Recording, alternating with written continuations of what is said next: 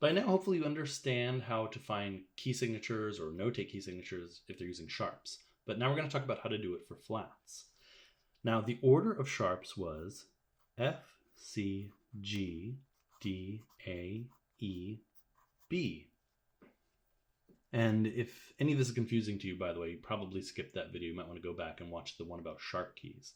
Well, flat keys is really simple. It's the exact same thing of this in reverse. The order of flats is B, E, A, D, G, C, F.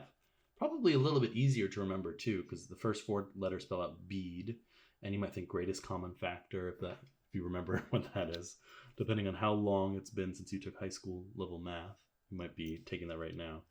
All right, I'm going to draw a treble clef and a bass clef so I can show you where exactly these go. So this one is sharps. We're not going to use that. We're going to use these ones over here for flats. I'll start with the treble clef. So again, if you only have one flat, it's always going to be B flat, and it's going to be this one right here in the middle of the staff. Easy to start off with because that's the only one that's inside the staff. That's the only B that's inside the staff. If we have 2, this one's a little bit simpler than sharps because we're just going to go up, down, up, down, up, down, up, down, right? B, E, A, D, G, oops, it's not great. Let me do that again. G, making sure it's on the line. C, F. Okay, and bass clef works the same way, except we're going to start down here because that's where B flat is on the bass clef, right? B, E, A, D, G, C, F. Okay, so just to review what that means, if you have a key signature with only 4 flats, they would have to be these 4 flats, B, E, A, D. And they would have to look like this. I'll cover this part up so you can see what it should look like. It would have to look like this, B, E, A, D. It has to be in that order in those places, right? You can't just write them wherever you want. Again, these are standard key signatures. There are some composers, especially in the 20th century, where you see people kind of create their own key signatures, and there are some different experimental things, different things from different places of the world. But when we talk about key signatures, this is what we're talking about. All right, now how do we find out what key we're in when we look at a key signature? Well, with sharps, we had a trick where we looked at the last sharp and we went up a half step. Flats has a different trick. So that sharps trick will not work with flat keys. Here's the trick for flat keys. It's kind of simple, except that it has an exception. You take the second to last flat, and that's your key, period, done. Meaning, let's say I had 3 flats. They would be B, E, and A. My second to last flat, and by the way, I got that because this is the order of flats, B, E, A. My second to last flat, not the last one, which is A flat, but my second to last one is E flat. This is E flat major.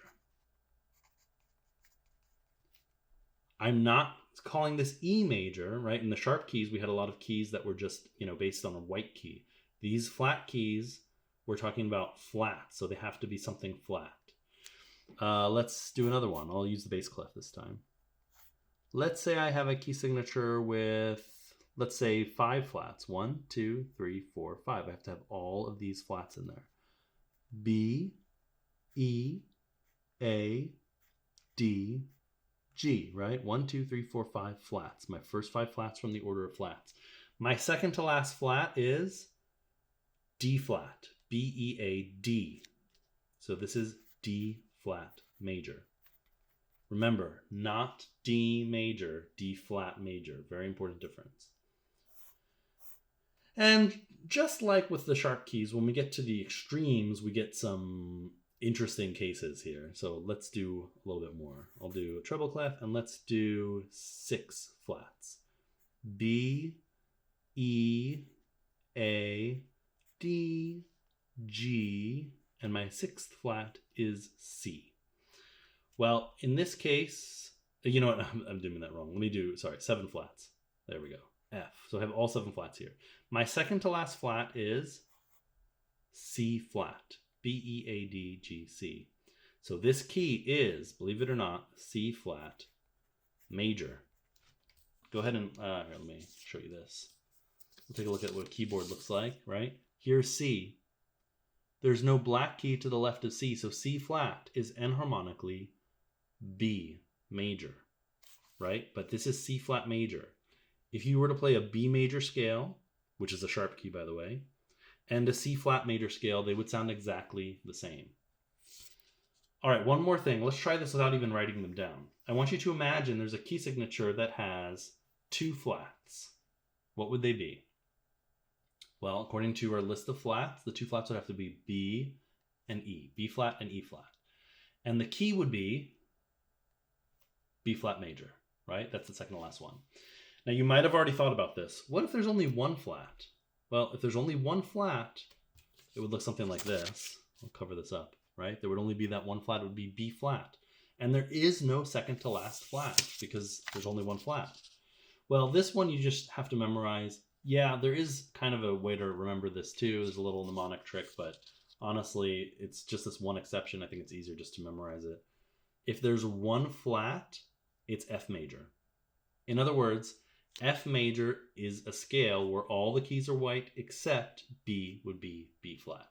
And it's the only one of these flat keys that is not going to have flat in the name of it, right? Look at these other keys we've made. E flat, D flat, C flat. F is the only one that it's not F flat, it's just F major. All right, if you want to go ahead and test yourself, try this question out, answer it in the comments, and I'll let you know if you get it right. Yeah, if I had a key with 4 flats, what would the flats be, and what key would that be? So I'll say it again. If there was a key with 4 flats, what would the flats be, and what key signature would it be? If you found that video helpful, please click the subscribe button below to find more videos just like it.